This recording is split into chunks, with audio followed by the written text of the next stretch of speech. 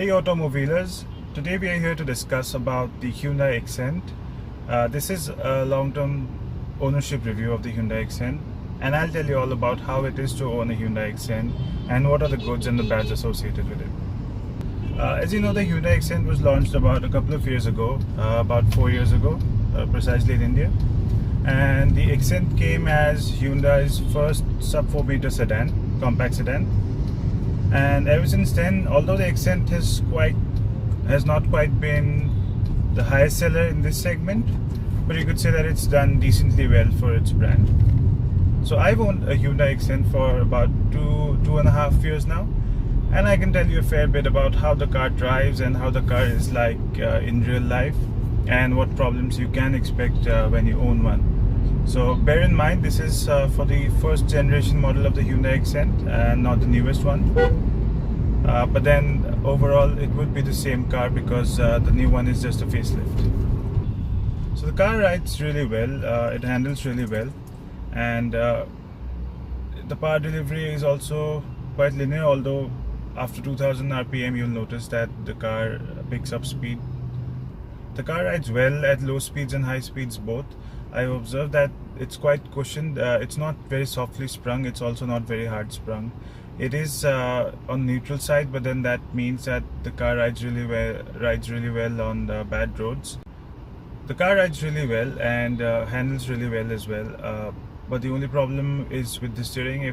If there was one thing that I really don't like about the car, is the steering. It's quite heavy at all speeds. On the highways, of course, it's great to drive, but at low speeds in the city, the steering is not the best, not the most lightweight, so it lacks feedback and feel. So that's my only complaint with the steering. Otherwise, for a car of its size, it has ample power, it has great handling, and it has great ride quality. Coming to the interiors of the car, the air conditioning works quite well in the city. The top-end model comes with an automatic climate control system, so that's a great boon. But yeah, the system works quite well and cools down the cabin in no time. There are rear AC vents as well, so that's a great to have, which also works well in cooling down the cabin at the rear, because otherwise the rear passengers have to suffer quite a lot of heat. Besides that, the quality of interiors is quite good. The quality of plastics that Hyundai uses generally across its cars is quite good, so there's nothing to complain about that. The stereo system that they provide is quite average, honestly. It comes with 4 speakers for the top-end variant, but the 4 speakers lack punch, lack bass, so they are quite ordinary, so you would want to maybe replace those with new ones. That's one. And yeah, it's got quite a lot of features. I don't think I need to talk about the features list as such, because you must already be aware of it. I'm here to more talk about the quality of the car and the after sales service and the overall ownership of the car. So yes, talking about after sales service, I think Hyundai has done quite a phenomenal job with its service network. Not only are they very cordial and very courteous, they also service your car well, while keeping costs in check. They don't put unnecessary things on your service bill once you're out of the garage. And so I really had a pleasant experience with them, because once I had a really small issue with a noise creeping in through the cabin, and I gave that feedback to them, although it wasn't a big one, it wasn't a big deal. But they insisted that I come, and they kept following up till I was really there, and then I showed the car to them, and they made sure that the problem was fixed, and they made sure that I was satisfied 10 on 10. And until I was satisfied 10 on 10, they were keen on just fixing the problem. So which is great, which is going out of their way. I think it's time that they do this, because otherwise it's going to be really hard for them to gain market share from Maruti. Okay, let's talk about the space inside the car. So for a 6'2" guy like me, I was quite skeptical before purchasing the car whether I would fit in, but once I test drove it and I started driving the car, I realized that it's quite easy to drive around, because I've also driven other sedans like Hyundai Verna and the Volkswagen Vento, and all of them had very low leg room for a driver of my height, especially in the driving seat. So I wasn't quite pleased with that, and eventually I chose to go with this car because I found that the legroom was quite good for me.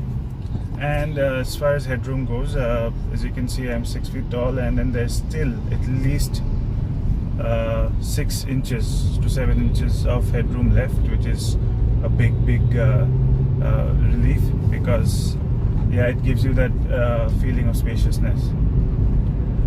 Besides that, I think the seating at the back is quite roomy as well, but don't expect to have a really easy seating for 3 people. It'll be a squeeze, but it won't be that difficult. But yeah, the legroom also at the rear is not bad. It's quite good for a car of this size. So yeah, thumbs up to that. So the space in the boot is also great. It is about 430 liters, if I'm not wrong, and that size, I've gone on a lot of road trips across different states, and I found it quite useful because it fits in at least 3 suitcases for me, 3 big ones. In terms of overall quality, fit and finish, I actually prefer Hyundais over Marutis, and that's also the reason why I was leaning towards buying this car and not the Desire, because not just the plastics inside, but also the quality of the doors and the body. It just makes you feel secure, because it is not like it's a sheet of metal or it's a sheet of tin. It does feel sturdy. It does feel like if there is an impact, and God forbid if there is an impact, you would be safer than you would be in a Maruti. Yeah, so overall I think cost of ownership, I would say, is quite low, because you don't spend a lot on services, typical of Maruti and Hyundai. But the fuel economy on this vehicle is on the lower side, I would say.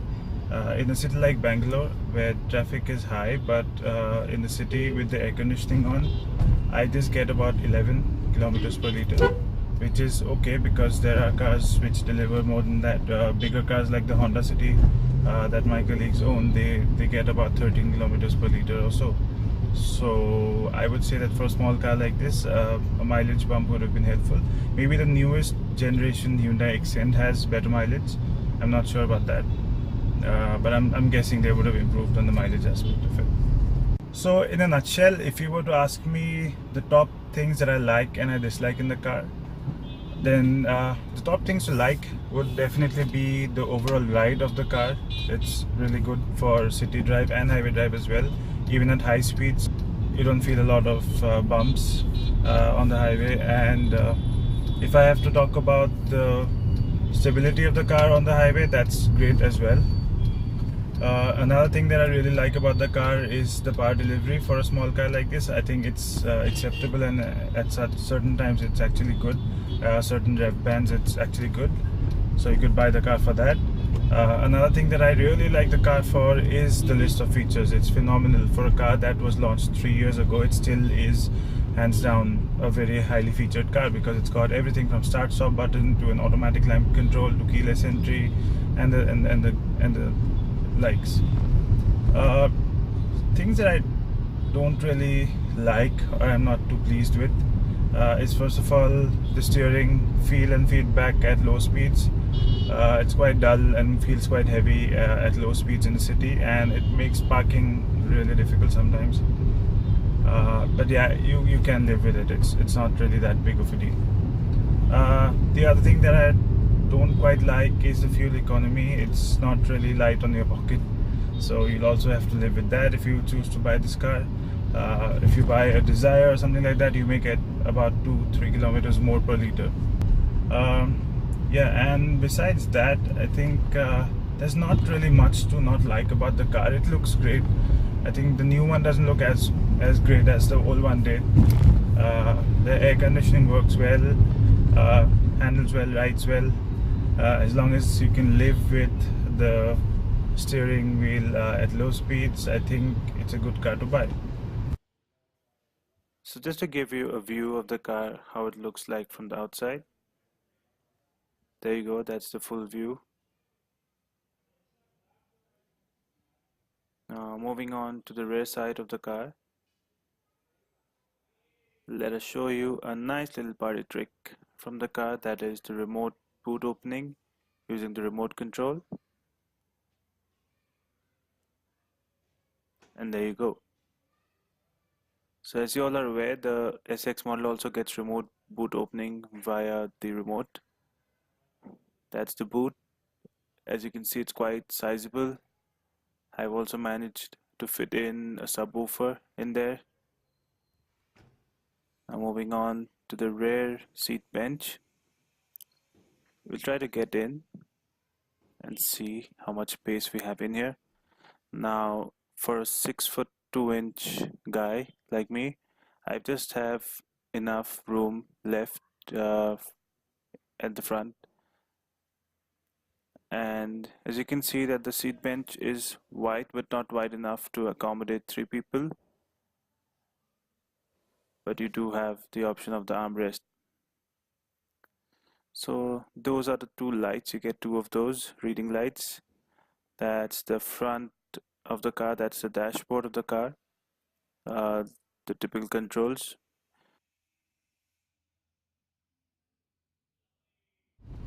So let me know what you guys thought about this review, and if you want more reviews like these, or if you want some more details about the Hyundai Xcent, I'd be happy to help you with that. So keep watching Automobiles, guys, and I'll see you the next time with another brand new episode. Cheers.